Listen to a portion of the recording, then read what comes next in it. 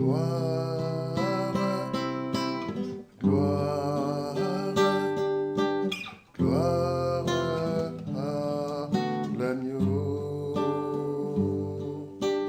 Gloire, gloire, gloire à l'agneau, car il est glorieux et digne de régner. L'agneau est souverain. Nous élevons nos voix pour l'adorer. L'agneau est souverain.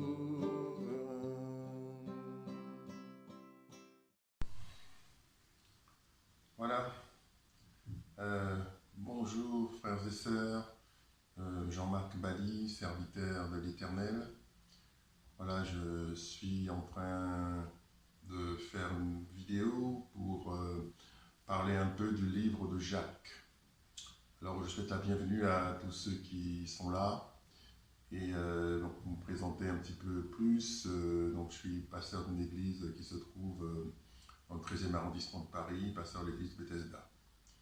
Donc, cette vidéo va se faire à partir du livre de Jacques et du premier chapitre. Je ne vais pas aller très loin dans le livre, ça nous permettra d'approfondir un petit peu tous les aspects. Le livre de Jacques, c'est un livre très pratique. Il y a beaucoup d'aspects pratiques, c'est-à-dire comment mettre en œuvre les choses qui sont écrites ou dites dans la parole. Donc voilà, on va prier pour demander au Seigneur la grâce de me guider et de façon à ce que je puisse parler vraiment sous l'inspiration du Saint-Esprit et permettre que ceux qui écoutent cette vidéo puissent recevoir quelque chose, une parole qui leur permettra bien de rectifier leur trajectoire et la marche qu'ils sont en train de faire avec le Seigneur. Père, je te rends grâce, je te bénis, je te remercie. Je te rends grâce, Seigneur, pour toutes ces personnes qui sont là et qui écoutent cette vidéo. Je te rends grâce, Seigneur, parce que tu les as choisis, tu les as aimés dès avant la fondation du monde. Je te rends grâce, Seigneur, parce que tu connais chaque cœur, tu connais chacun. Je te demande, Seigneur, que les cœurs puissent être ouverts et disposés pour entendre ta parole et recevoir de toi cette semence qui est ta parole, qui va germer en eux et permettre qu'ils donnent les fruits que tu en attends. Ta parole déclare que nous sommes les sarments et que toi tu es le cep et que le Père est le vigneron. Voilà. Donc nous avons besoin de porter du fruit dans notre vie, du fruit qui plaît à Dieu. Merci Seigneur, merci pour ta grâce.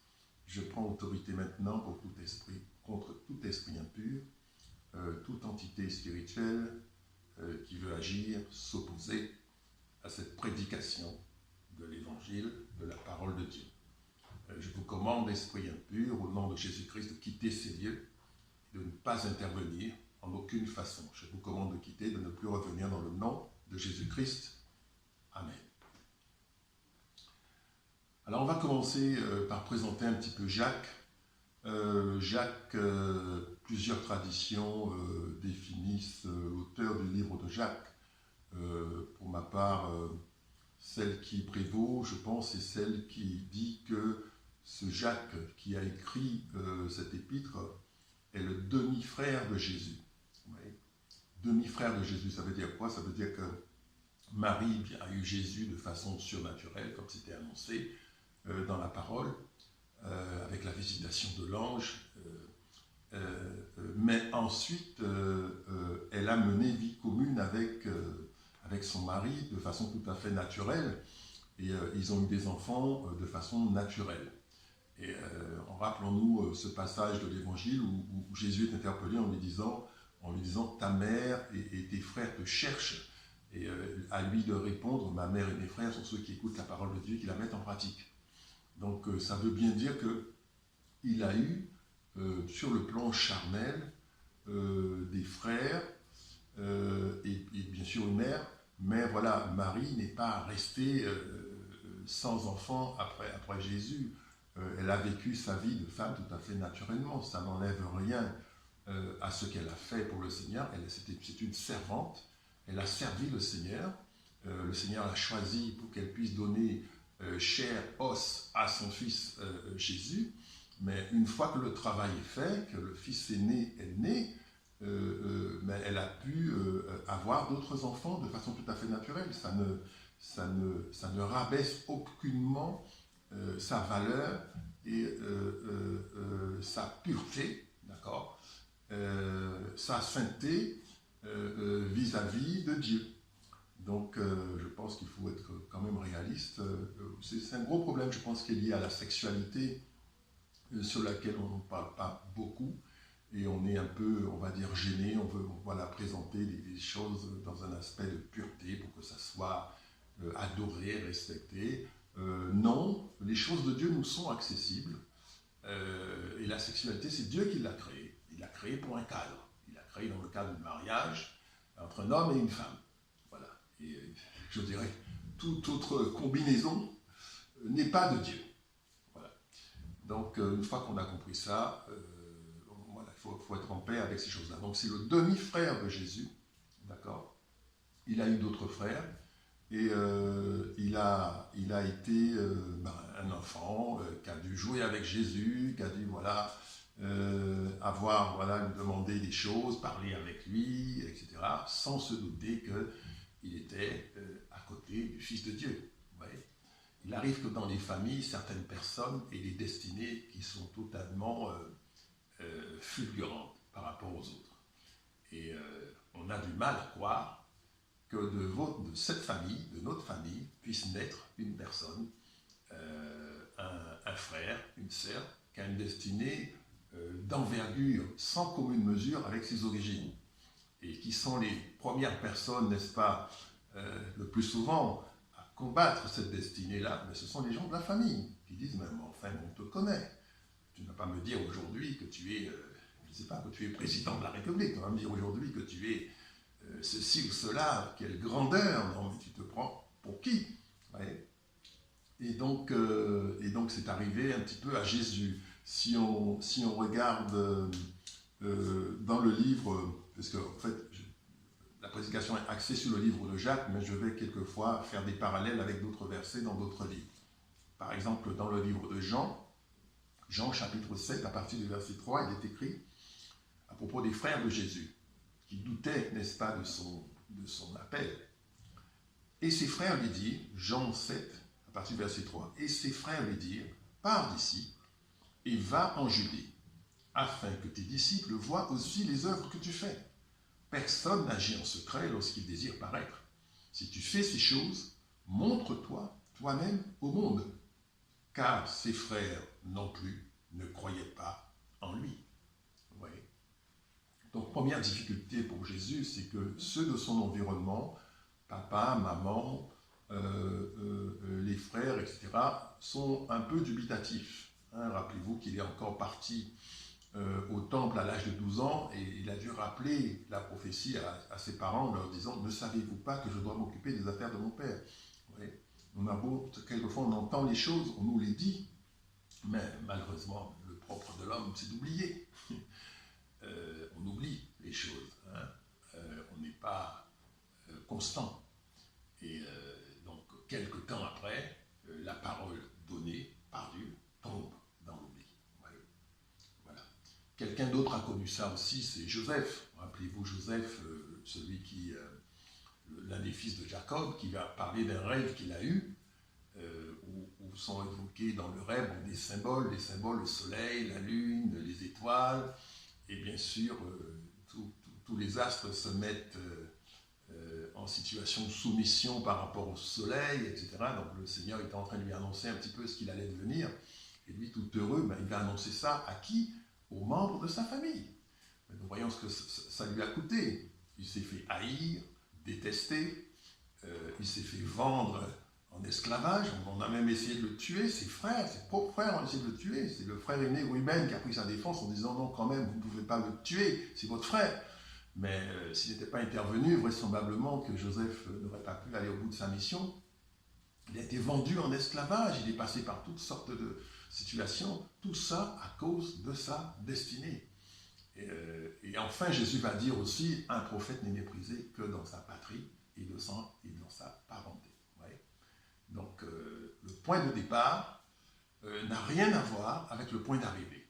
Je nais dans une famille, c'est mon tremplin, starting block, mais ça ne présage aucunement de la fin qu'aura ma vie et de la mission que j'aurai à accomplir. Ça va, bien sûr, à l'encontre de beaucoup de choses qui se font dans le monde. Hein. Dans le monde, quand on parle, par exemple, des principes élémentaires du monde, quand vous êtes d'un milieu, vous restez dans votre milieu. On fait tout pour que vous puissiez rester dans votre milieu. Le produit d'un milieu reproduit son milieu. Voilà. Il y a des castes, il y a j'allais dire des clans, c'est pas des clans, c'est des choses qui sont là, qui sont immuables. Et quand vous naissez dans une catégorie, vous ne sortez pas de cette catégorie. Vous n'en êtes pas question. Et voilà. Donc ça va un peu à l'encontre de ce que les gens font d'habitude. Je dis un peu, pas qu'un peu, beaucoup. Voilà. Alors pour commencer ce livre de Jacques, mais j'ai commencé par le premier chapitre. C'est le plus simple. Dans le livre de Jacques, donc chapitre 1, verset 1, il est écrit « Jacques, serviteur de Dieu et du Seigneur Jésus-Christ, aux 12 tribus qui sont dans la dispersion. Salut. » Ça, c'est le premier verset. Il dit « serviteur de Dieu et du Seigneur Jésus-Christ ». Donc, il appelle son demi-frère Seigneur Jésus-Christ. Donc, ça veut dire qu'il reconnaît la destinée de son frère. C'est vrai que au moment où il écrit ça, Jésus est déjà ressuscité. Il est dit que Jésus est apparu à beaucoup de gens, plus de 500 frères et sœurs. Donc des gens ont eu des preuves, des témoignages de la résurrection de Jésus. Donc il comprend maintenant qu'il n'a pas affaire à n'importe qui et que son frère, son demi-frère, c'est le Fils de Dieu. Voilà. Donc c'est une glorieuse destinée pour cette famille-là, la famille d'où vient Jésus. Le père Joseph qui devait protéger la lumière du monde, le protéger des forces du mal, en le mettant au large, en Égypte notamment, la mère qui porte la lumière du monde, vous voyez, et les frères qui représentent le monde. Certains vont croire, d'autres vont rester incrédules, mais Jacques, lui, a cru en son frère, et c'est pour ça que dans sa lettre, il l'appelle le Seigneur Jésus-Christ. Vous voyez. Alors, ensuite, il s'adresse, Jacques, aux tribus d'Israël. Tribus d'Israël, je relis, aux 12 qui sont dans la dispersion. Salut. Aux 12 tribus. Donc la lettre de Jacques s'adresse, premièrement, aux Israélites qui sont dans la dispersion. Au moment où je parle, beaucoup sont encore dans la dispersion. Ça veut dire on ne sait pas les identifier. C'est ça que ça veut dire. Hein. Ça veut dire, ça ne veut pas dire qu'ils sont perdus pour toujours et que c'est un processus qui ne peut pas s'inverser. Nous servons un Dieu puissant qui a des desseins pour Israël, mais aussi pour le monde entier. Et c'est pour ça que nous, aujourd'hui, non-israélites, je parle pour ma modeste personne, pouvons prétendre à entrer dans le royaume, pouvons prétendre à faire alliance avec Dieu. Donc cette dispersion qui est due à la désobéissance du peuple juif bénéficie aux autres.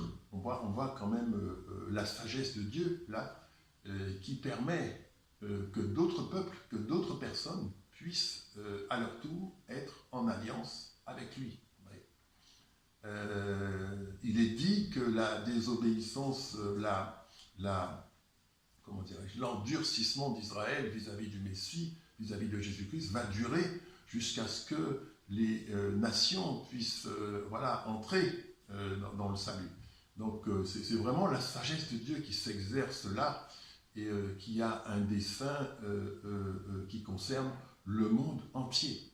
Je crois pour ma part qu'il n'y a pas d'homme qui ne soit pas aimé par Dieu. Parce que Christ est mort pour tous. Christ est mort pas seulement pour les Israélites, mais il est mort pour toutes les nations de la terre. Quand il va envoyer ses disciples, il ne va pas les envoyer aux Israélites. Il va les envoyer bien sûr aux Israélites dans un premier temps, mais vous allez voir dans les Écritures, il va dire que cet évangile soit prêché jusqu'aux extrémités de la terre. Donc, les extrémités de la terre, ça veut dire qu'il faut dépasser les frontières d'Israël. Voilà. Donc, tout ce qui est théologie du remplacement, tout ce qui est dire que les païens ont remplacé les Juifs dans le cœur de Dieu, c'est faux. Dieu n'oublie pas sa parole et je pense que le peuple juif a une part toute particulière dans le cœur de Dieu et que cela a été, que cela est et que cela sera toujours parce que c'est sur la base d'une alliance avec Abraham, leur ancêtre. Et donc Dieu ne peut pas renier sa parole. La parole dit, je bénirai ceux qui te bénissent, je maudirai ceux qui se maudissent. Donc frères et sœurs, je vous encourage à bénir ce peuple, parce que c'est par lui que nous sommes sauvés. Voilà.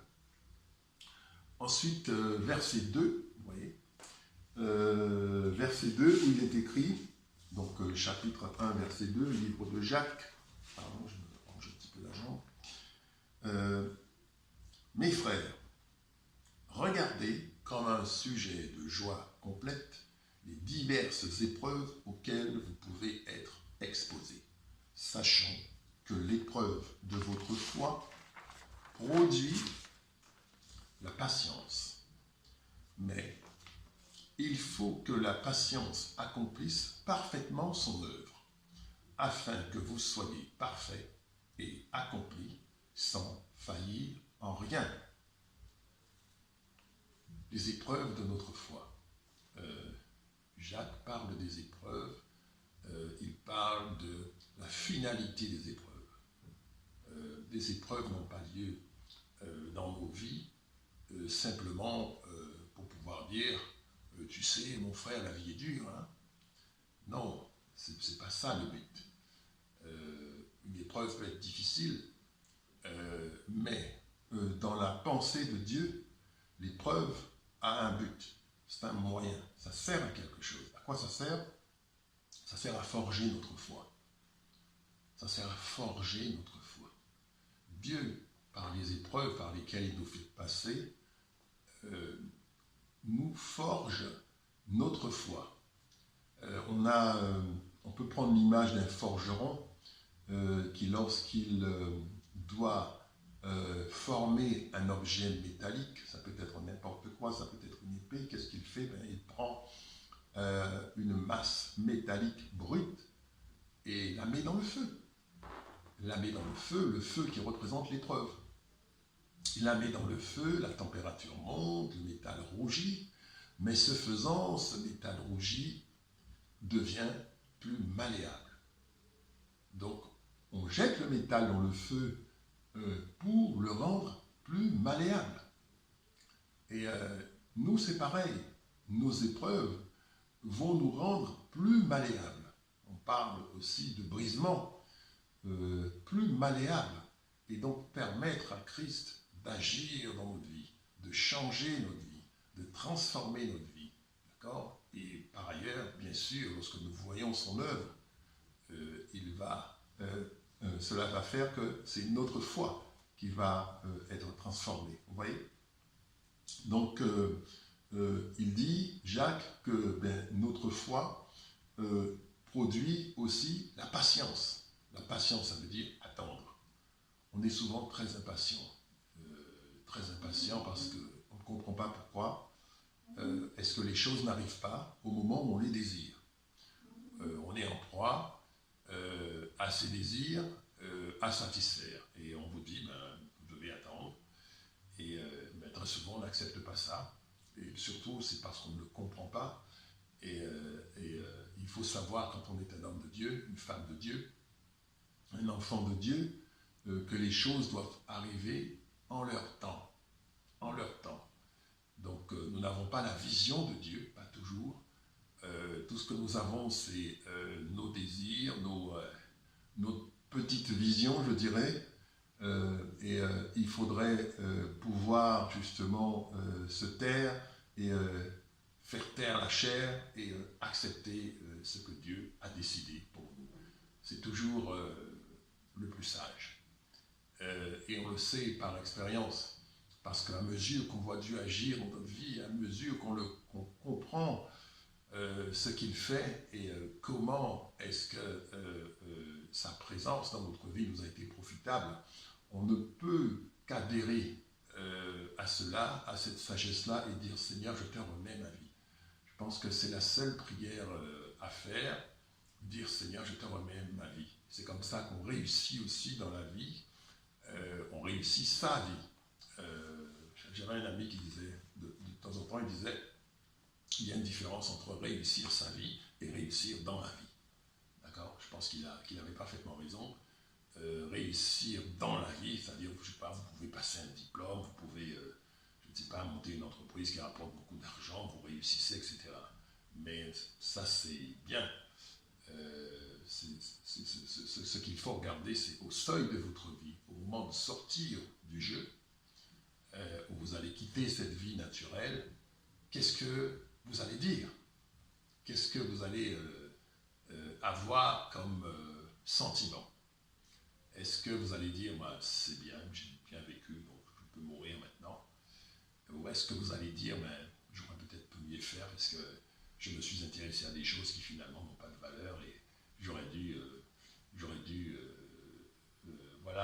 favoriser d'autres valeurs dans ma vie? Parce que je m'aperçois que ce après lequel j'ai couru, ça n'avait pas de sens. Et c'est à mesure qu'on se rend compte qu'on est dépouillé, n'est-ce pas, qu'on comprend un peu les choses de Dieu. Amen. Alors le but, c'est de revêtir Christ. Revêtir Jésus-Christ. Dieu veut nous revêtir de Jésus-Christ. Dieu veut crucifier cette chair. On a un sérieux problème, nous les hommes. C'est celui de la chair qui est là. On ne peut pas chasser la chair comme on chasse un démon. On chasse un démon et on crucifie la chair. Ce n'est pas la même chose. Et donc, quand vous avez un souci, vous devez être en mesure d'identifier la source. Est-ce que c'est moi-même, c'est-à-dire la chair, et que par conséquent, ça veut dire crucifixion. Donc, la crucifixion doit être acceptée. D'accord ? Vous pouvez refuser la crucifixion. Vous pouvez résister à l'esprit qui veut agir dans votre vie. Vous voyez ? Mais la crucifixion, c'est quelque chose qui doit être accepté. C'est-à-dire que l'homme ou la femme en question prend conscience que sa nature s'oppose à son salut. Sa nature s'oppose à son salut. C'est-à-dire que sa nature refuse de plaire à Dieu. Et comme il est écrit, sous l'emprise de la chair, on ne peut plaire à Dieu. Sous l'emprise de la chair, c'est extrêmement clair. Donc, vous devez renoncer à certaines choses pour plaire à Dieu. Renoncer à certaines choses qui déplaisent à Dieu. Même si vous, ça vous plaît, vous devez savoir, ça déplaît à mon Père. Et si je garde ça, il ne sera pas content. Et voilà, je ne vais pas remettre en cause mon salut pour ça. Alors, je dis non. Et finalement, on adhère à la pensée de Dieu qui va vous dire, écoute, maintenant, il faut que tu arrêtes de boire, par exemple. Il faut que tu arrêtes, je ne veux plus que tu boives une seule goutte d'alcool. Voilà. Ça, c'est ce que le Seigneur m'a dit. Et il me l'a dit une fois, j'ai parfaitement compris. Et puis, une deuxième fois, je me suis dit, un petit verre de vin, demi-verre de vin quand même, ça ne peut pas faire de mal. Et puis, j'ai transgressé. Et puis le Seigneur, là, il m'a harcelé avec le Saint-Esprit. Et quand j'ai ouvert ma Bible, je suis tombé sur un passage qui parlait du vin, d'une famille dans l'Ancien Testament, je crois que c'est le livre des Rois, où il est expliqué qu'un ancêtre avait formellement interdit à ses descendants de consommer du vin. Quand je suis tombé sur ce passage, je me suis dit, ça y est, Seigneur, j'ai compris, c'est moi. Ça fait 2 fois que tu me le dis.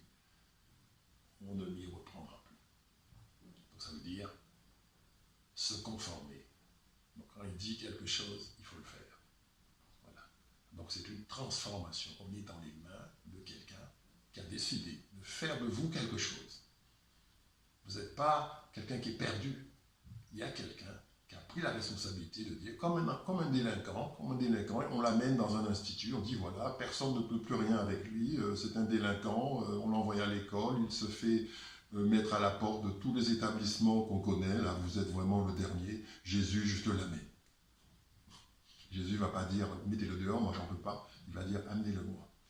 Mais au bout d'un moment, ce délinquant devra comprendre que c'est son intérêt d'obéir. Et que ce n'est pas parce qu'il a des désirs forts, puissants, que ces désirs plaisent à Dieu. Et que Dieu va comprendre. Dieu va dire, oui, tu as des désirs forts, je le vois. Tu veux faire des choses, mais ça me déplaît. Donc si tu veux marcher avec moi, si tu veux être avec moi, si tu veux être appelé fils de Dieu, il va falloir que tu te débarrasses de ces choses. C'est simple. C'est difficile parfois, mais c'est simple. C'est le travail du forgeron. Voilà. Ensuite, au verset 6, chapitre 1, toujours, je vais lire. Alors, ici, il est question de la sagesse. Sagesse à demander à Dieu. Verset 6. Mais qu'il la demande avec foi, sans douter, car celui qui doute est semblable au flot de la mer, agité par le vent et poussé de côté et d'autre. Qu'un tel homme ne s'imagine pas qu'il recevra quelque chose du Seigneur. C'est un homme irrésolu, inconstant dans toutes ses voies. Jacques Pareil va évoquer un autre point de la vie du chrétien, qui est l'inexaucement.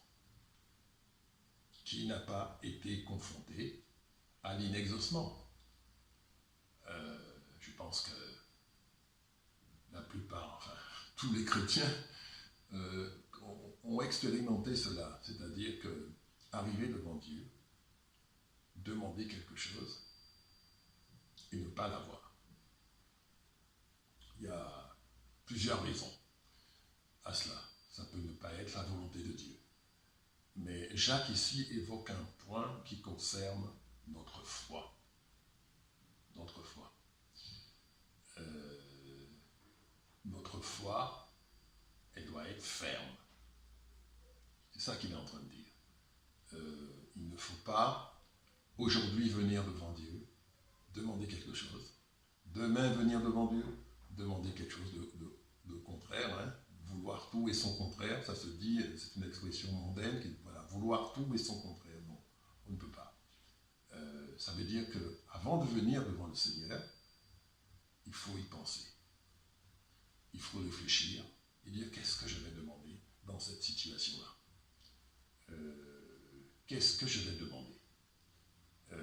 Puisque c'est sur la base de mes paroles que le Seigneur va agir.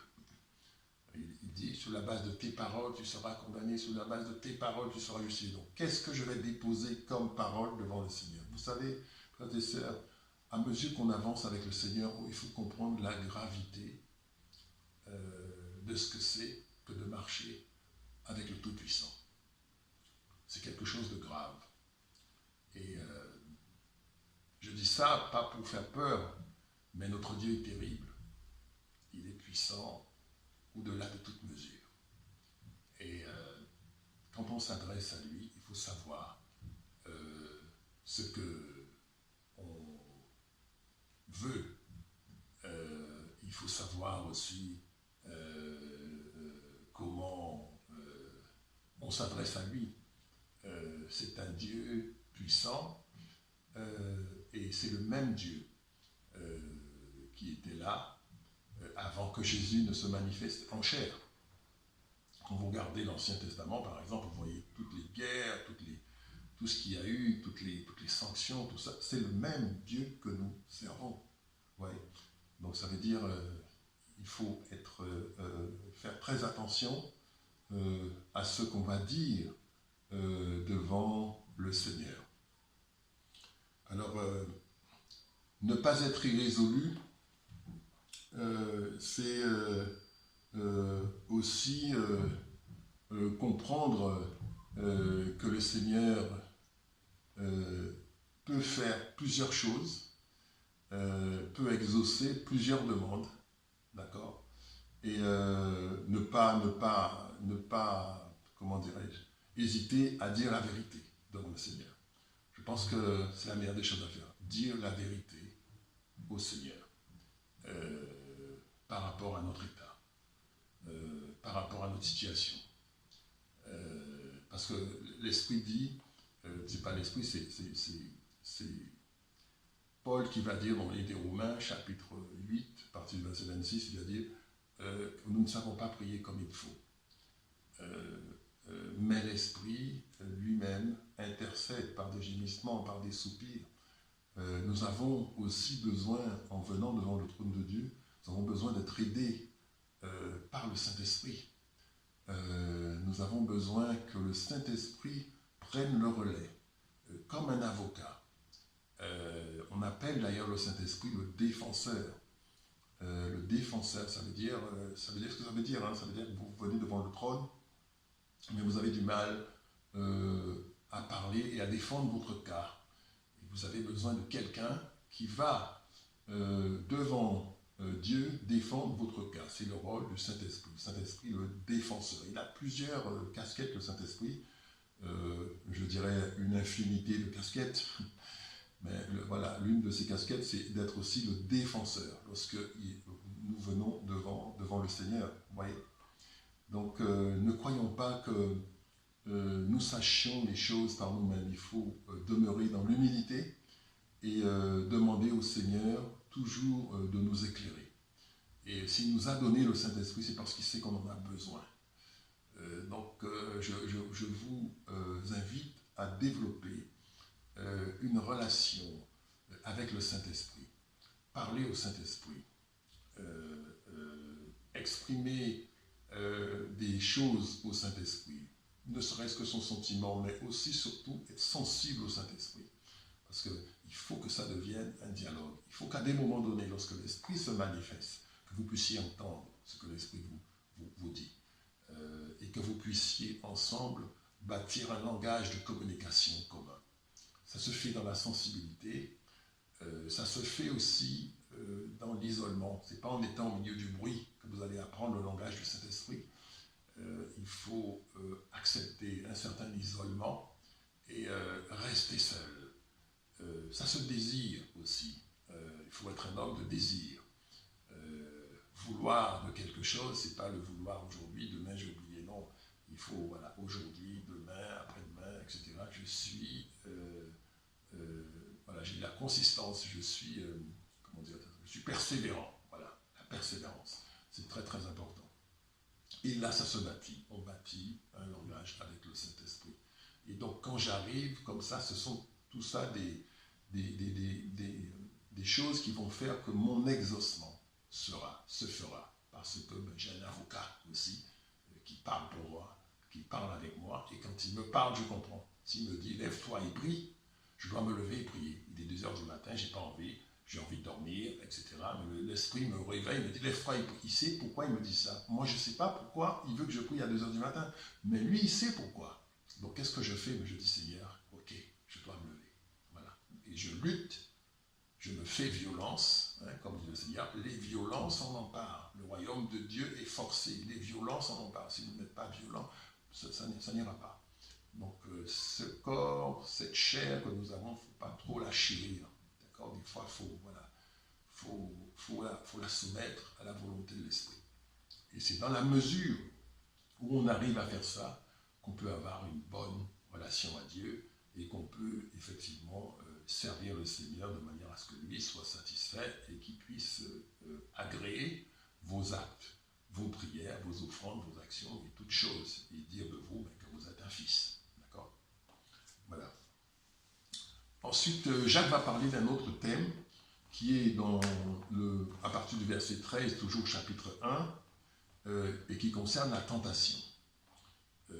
Il dit que personne, lorsqu'il est tenté, ne dise « c'est Dieu qui me tente », car Dieu ne peut être tenté par le mal. Il ne tente lui-même personne. Mais chacun est tenté quand il est attiré et amorcé par sa propre convoitise. Puis la convoitise, lorsqu'elle a conçu, enfante le péché, et le péché étant consommé, produit la mort. D'accord. Donc la tentation. Jacques aborde le thème de la tentation et de façon très pratique. On confond souvent la tentation avec une épreuve. Dieu peut permettre une épreuve dans ma vie, mais le but de cette épreuve, c'est toujours de me promouvoir, de m'élever. C'est-à-dire que l'intention de Dieu, c'est de me faire évoluer dans une autre catégorie. Un peu comme vous avez des équipes de football, vous avez des catégories. Et puis une équipe, quand elle a gagné le championnat, qu'est-ce qu'elle fait très souvent? Elle change de catégorie, elle va jouer dans la catégorie supérieure, etc. etc. Et c'est ça un peu. Nous, c'est pareil. On joue dans une certaine catégorie avec Dieu. Et j'aime à dire, l'Église, c'est une classe multiniveau. Donc le Seigneur nous veut dans une autre catégorie. Et il veut un nouveau niveau. D'accord. Et nouveau niveau, ça veut dire il faut valider les acquis. C'est pas, on n'a rien inventé.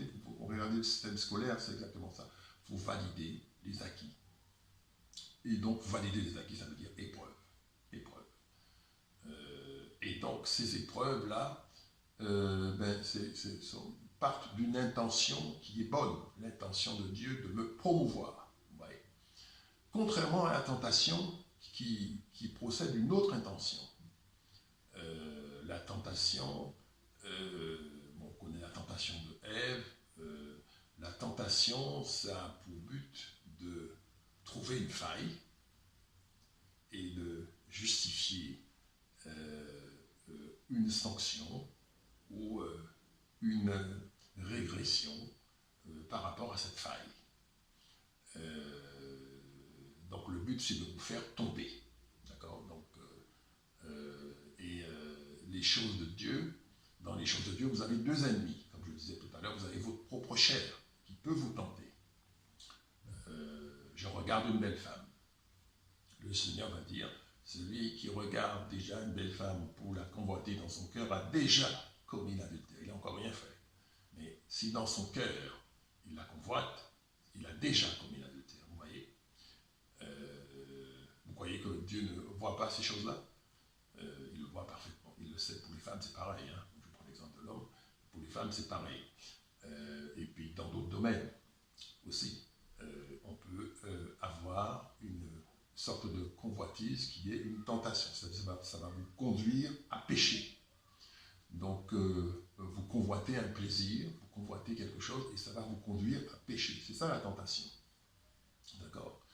Et évidemment, donc c'est une chaîne, c'est un engrenage, tentation, péché, et ensuite, mort, puisque le salaire du péché, c'est la mort. Donc tout ça, ce sont des choses pour nous expliquer un peu comment fonctionne le mécanisme de la tentation. D'accord. Et je dois perdre mes illusions sur moi. Ok. Et arrêter de dire bon, je suis un homme quand même pas mal, je suis bien, comme les Anglais disent, I've been a good person all my life. Ça veut dire, mais bon, j'ai toujours tout fait, j'ai toujours été gentil, j'ai toujours... Non. On a des choses dans nos cœurs qui sont là, qui sont des désirs, et qui peuvent, à des moments donnés, s'imposer à nous. La chair, la crucifixion de la chair, ça se fait de façon progressive. Et ça peut s'imposer à nous. On peut être placé dans une situation. Il y a des hommes de Dieu qui, par exemple, aiment le Seigneur. Beaucoup aiment le Seigneur, mais le diable peut les tenter. Combien de fois, personnellement, j'ai été tenté par des personnes qui se sont arrangées pour être en contact avec moi, des personnes de l'autre sexe, et qui ont, comment dirais-je, ont essayé, n'est-ce pas, de me faire tomber dans la sexualité. Et donc, le but derrière, évidemment, c'est pas d'avoir une relation amoureuse avec moi, c'est d'avoir une preuve à brandir devant Dieu, en disant, voilà celui-là, il faut le disqualifier, parce qu'il est dans le péché. Ouais. Donc c'est un combat à mener, et comprendre que le péché déplaît à Dieu au plus haut point. Donc la tentation, on vous tente pour vous faire pécher. Vous voyez la différence, tentation, épreuve. D'accord. Voilà, on a un exemple, hein. L'exemple, c'est l'exemple de Samson. L'exemple de Samson,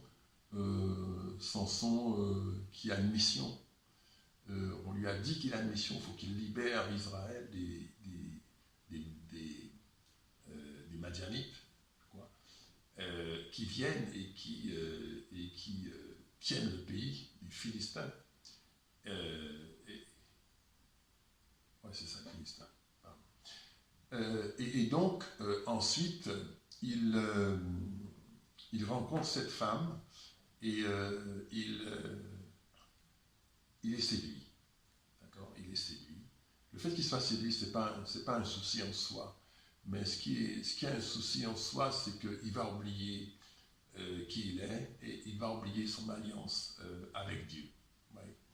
Et à un moment donné, il va aller trop loin. Il va franchir le pas et il va trahir l'alliance avec Dieu. Et là, bien sûr, le Seigneur va dire, tu as brisé l'alliance, donc moi je ne continue pas. On doit vraiment faire attention à notre alliance avec le Seigneur.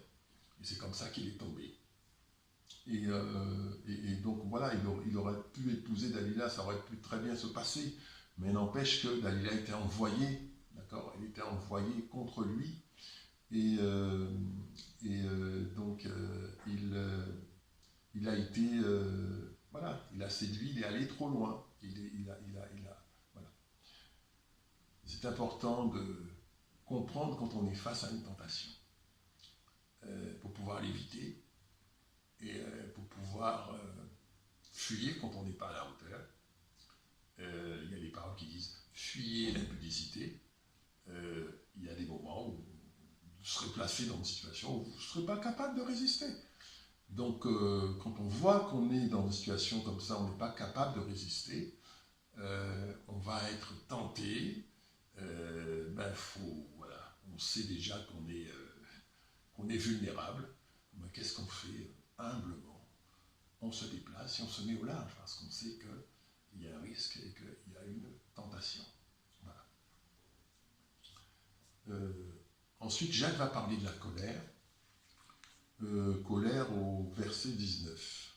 Il dit « Ainsi que tout homme soit prompt à écouter, lent à parler, lent à se mettre en colère, car la colère de l'homme n'accomplit pas la justice de Dieu. C'est pourquoi, rejetant toute souillure et tout excès de malice, recevez avec douceur la parole qui a été plantée en vous et qui peut sauver vos âmes. » La colère. Ça aussi, c'est un aspect très pratique. Je veux dire, vous êtes en colère, vous êtes en colère. Vous devez d'abord reconnaître que vous êtes en colère. Quelqu'un vous a offensé. La pire des choses, c'est de dire non, non, non, non, non, je ne ressens rien, non, non, je n'ai pas de... Non, non, c'est faux. C'est faux. Je me sens offensé. Et je dois me dire la vérité. Je me sens offensé parce que tel a fait, parce que tel a dit, etc. Et cette offense me garde dans une certaine colère, d'autant plus que la personne m'a offensé de manière grave, et deuxièmement, qu'elle refuse de reconnaître qu'elle m'a offensé, qu'elle refuse de reconnaître que l'action qui a été faite est grave. Ça veut dire qu'il n'y a pas de demande de pardon. Si quelqu'un vient vous demander pardon, vous dire écoute, je suis désolé, j'ai fait ça, pardon, là, voilà. Mais vous avez des gens, une catégorie de gens, qui sont parfaitement insensibles à ça. Et qui ne vont jamais vous demander pardon, jamais manifester la moindre, la moindre parole pour vous dire je suis désolé, j'ai volé ton argent, j'aurais pas dû faire ça, j'étais dans le besoin, tu m'as prêté tant, je ne t'ai pas remboursé, et puis j'ai fui. Je suis désolé, j'ai fait ça, c'est pas bien, je suis un enfant de Dieu. dû faire ça, je reconnais que c'est mal, je demande pardon. Ouais. Des fois, il suffit d'une parole. Le Seigneur sait tout cela. Le Seigneur peut vous amener encore un niveau plus haut. Vous allez être confronté à quelqu'un qui vous fait une offense et qui ne vous demande pas pardon. Qui ne vous demande pas pardon. Et qui... voilà. Qu'est-ce que faire? Ne pas demeurer dans la colère. Moi, cette phrase m'a beaucoup aidé personnellement. La colère de l'homme n'accomplit pas la justice de Dieu. On est tenté de vouloir mettre en place sa propre justice. Et une justice qui est, comment dirais-je, voilà, que nous estimons devoir réparer l'offense qui a été faite. D'accord. C'est notre justice. Et refuser notre colère, c'est aussi accepter la justice que Dieu va vouloir. Ça veut dire qu'il va rendre justice en son temps et de la manière dont il veut. Donc, abandonner la colère et reconnaître le Seigneur comme étant le seul capable de donner la bonne réponse à ce qui s'est passé. Donc ça, c'est une école aussi. L'école du pardon. Ça veut dire ne pas partir dans le désir de me venger moi-même. Bien sûr, remettre la situation au Seigneur et ne pas lui cacher le fait qu'on est en colère. Ne pas lui cacher le fait que on est blessé, très souvent. Et lui dire, voilà, qu'on désire qu'il intervienne. David a souvent fait cela dans ses psaumes. On demandait au Seigneur d'intervenir. Il est allé très loin. Si vous lisez le psaume 109, par exemple, c'est un psaume où David demande des choses vraiment terribles par rapport à ses ennemis. Je vous avoue pour ma part que le psaume 109, je ne lis pas. C'est pas un psaume que je lis parce que ça va loin, ça va très loin. C'est pas un psaume que, voilà, j'ai pas la conviction qu'il faille prier ces choses-là. Mais ça va très très loin pour demander des sanctions sur ses ennemis. Voilà. Donc ne pas rester dans la colère, c'est une stratégie. Essayer de sortir de la colère. Voilà. Et donc comment on fait? On demande au Seigneur, retire la colère de mon cœur. Je suis en colère contre telle personne qui m'a fait ça, qui m'a fait ça. Retire la colère de mon cœur. Voilà ma prière. Est-ce que tu peux m'aider à évacuer de mon cœur cette colère qui pollue mon cœur? Je sais que c'est un sentiment qui n'est pas bon. Je veux que de mon cœur doit couler une source douce. Jacques va dire, c'est Jacques qui dit ça, une même source ne peut couler à la fois une source douce et une source amère. Il ne va pas en être ainsi de vous. Donc, de mon cœur doit couler que des sources douces. Si je me rends compte qu'il y a une source amère, ça veut dire qu'il y a quelque chose qui ne va pas. Donc je dois traiter la question. C'est une question spirituelle, charnelle aussi, parce que bon, c'est la chair qui crie vengeance. Mais je ne peux pas ne pas savoir que cet état-là n'est pas un bon état et que je dois le présenter à Dieu et lui demander de changer mon cœur, de travailler mon cœur, d'accord? Voilà. Alors, la souillure dans le cœur, voilà, ça se rejette. Rejeter la souillure dans le cœur, toute souillure. Donc je parle du non-pardon, mais il y a l'autre, la jalousie. Jésus va dire, tout ce qui sort du cœur de l'homme, c'est ce qui souille l'homme. Ce qui souille l'homme, c'est pas manger sans s'être lavé les mains. C'est révolutionnaire ce qu'il dit, hein, Jésus. Ce qui souille l'homme, c'est ce qui sort de son cœur. Envie, impudicité, mensonge, etc. Toutes les convoitises possibles. Tout ce qui sort de son cœur.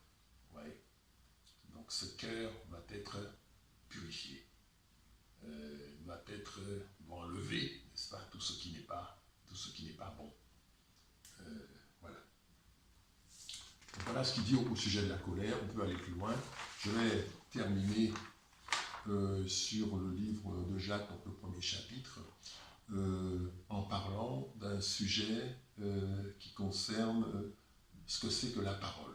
Vous savez, quand on parle de la parole de Dieu, on parle de la parole comme étant une semence. La parole de Dieu, c'est une semence. Et Dieu nous laisse la parole.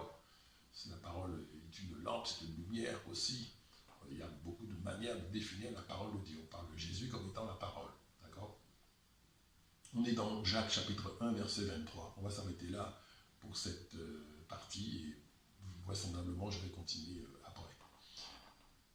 Car si quelqu'un écoute la parole et ne la met pas en pratique, il est semblable à un homme qui regarde dans un miroir son visage naturel et qui, après s'être regardé, s'en va et oublie aussitôt quel il était. Mais celui qui aura plongé les regards dans la loi parfaite, la loi de la liberté, et qui aura persévéré, n'étant pas un auditeur oublieux, mais se mettant à l'œuvre, celui-là sera heureux dans son activité. Amen. Voilà, donc ici, on parle de la parole de Dieu, donc c'est les écrits donc divins, les écrits qui nous montrent la voie, nous montrent ce qu'il faut faire, comment agir, qu'est-ce que Dieu attend, quel est le bon chemin, etc. Et face à toutes ces directives qui sont dans la parole, toute cette vision de Dieu qui nous est exposée dans la parole, on compare ça à soi et à sa propre vie. Si on me dit « tu ne tueras point » et que je tue, ça veut dire que je ne suis pas en accord avec ce qui est écrit dans la parole. Vous voyez, si je dis « tu ne convoiteras point » et que je le convoite, par exemple, je ne sais pas moi, je veux voler la voiture de mon voisin, je prends l'exemple bateau, je sais par la parole que je ne suis pas dans la volonté de Dieu. Donc on parle de la parole, Jacques parle de la parole comme d'un miroir. C'est un miroir, c'est-à-dire que je me vois dedans. C'est ça le miroir. La caractéristique du miroir, c'est me donner une image de moi, me dire comment je suis. D'accord ? Et quand le miroir me dit comment je suis, je dois savoir que la manière dont je suis, ça ne va pas. Ça mérite d'être rectifié. Et je peux ne pas écouter, je peux ne pas en faire cas et continuer à vivre la vie que je vivais avant. D'accord ? Comme il est dit dans cette écriture qu'on vient de lire, un auditeur oublieux. C'est-à-dire, je vois, on me dit, mais tout de suite après, je détourne les regards, j'oublie ce qu'on m'a dit, et je continue à faire ce que je fais, parce que j'ai choisi délibérément de ne pas m'occuper de ces choses-là, de ne pas m'occuper des choses de Dieu. Je me souviens, j'étais dans un bus une fois, il y a longtemps, je faisais un trajet vers le lieu de mon travail, et donc pendant la durée du trajet, j'avais entrepris de lire un passage dans ma Bible, et dès que j'ai ouvert ma Bible, il y avait une jeune fille à côté de moi. Dès qu'elle a vu que j'ai ouvert la Bible, hop, elle s'est levée. Et elle est allée s'asseoir ailleurs et elle a tourné le dos. Ouais. Elle n'a rien dit, mais son comportement était clair. Ça veut dire, je ne veux pas en entendre parler. Ça ne veut pas dire que j'en parlais, je lisais silencieusement. Mais même ça, pour elle, c'était trop. Le simple fait de pouvoir jeter les yeux sur les pages de la Bible, pour elle, c'était trop. Parce que, quelque part, elle avait quand même conscience qu'elle ne correspondait pas à ça. Et que ce n'était pas la voie qu'elle voulait suivre. Ouais. Le Seigneur ne nous force pas. Le Seigneur ne nous oblige pas. D'accord ? Et la prédication, c'est ça le rôle de la prédication, c'est parler du Seigneur, parler de la parole, voilà, révéler Jésus-Christ aux uns aux autres, parler de Jésus-Christ, présenter Jésus-Christ crucifié, pourquoi il a été crucifié, pourquoi fallait-il que nos péchés soient lavés, quel est l'amour du Père pour nous, pourquoi faut-il accepter Jésus-Christ, expliquer tout cela, donner la parole de Dieu, mais on ne peut pas forcer, on ne peut pas obliger les gens. Donc la parole de Dieu, c'est ça, c'est un miroir, il vous montre comment vous êtes. Vous avez, à contrario, beaucoup de gens, bon, j'en ai connu, personnes qui n'osaient pas se regarder dans le miroir. Ouais. Là, je parle de façon charnelle, hein, dans un vrai miroir, dans une salle de bain, quelqu'un n'ose pas se regarder dans un miroir. Ouais. Parce que l'image qui lui est renvoyée lui est insupportable. Et elle se dit, elle a complètement démissionné par rapport à sa propre apparence, par rapport à sa propre image. Vous voyez, façon de dire, c'est un chantier, il y aurait trop à faire, autant laisser tomber. Donc on abandonne le chantier, on abandonne les travaux au beau milieu, parce que c'est trop difficile, c'est un projet qui n'aboutira jamais. Donc, et on s'en va, et on laisse les choses comme ça, et c'est la végétation qui revient, c'est les insectes qui reviennent, c'est toutes sortes de petits animaux qui font leur nid. Vous voyez, on a abandonné. Et je pense que beaucoup de gens sont comme ça. Enfin, je dis beaucoup, c'est peut-être exagéré. Certaines personnes sont comme ça. Ont abandonné, désespérés d'eux-mêmes. Ouais. L'évangile doit être un espoir. Raccrocher les gens au wagon qui est Christ. À la locomotive qui est Christ. Les wagons doivent se raccrocher à la locomotive. Si le wagon n'est pas raccroché à la locomotive, le wagon n'avance pas. D'accord? Et on a besoin de ça. C'est ça le rôle de la parole, le rôle d'un prédicateur, et proposer la vie à ceux qui sont morts. Quand je dis qu'ils sont morts, ça veut dire qu'ils sont vivants, mais spirituellement ils sont morts. Ils sont vivants naturellement, mais spirituellement ils sont morts. Ils n'ont pas de relation à Dieu. Ils sont coupés de Dieu. Tous ont péché et sont privés de la gloire de Dieu. Vous connaissez cette parole, c'est vrai. Nous devons vivre dans la gloire de Dieu. L'homme est fait pour vivre dans la gloire de Dieu. Il n'est pas fait pour vivre coupé de Dieu. Ouais.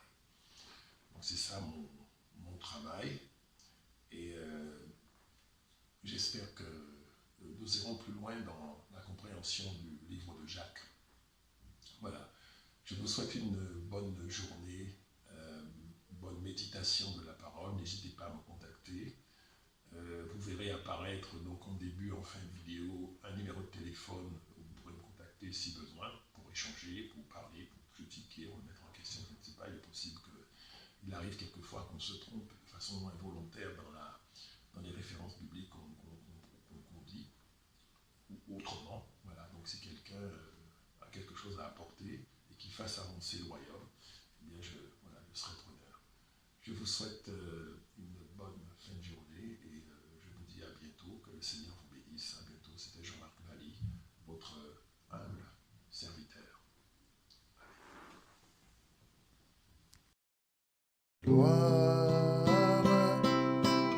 gloire, gloire à l'agneau. Gloire, gloire, gloire à l'agneau, car il est glorieux et digne de régner. L'agneau est souverain. Nous élevons nos voix pour l'adorer. L'agneau est souverain. Gloire, gloire, gloire à l'agneau.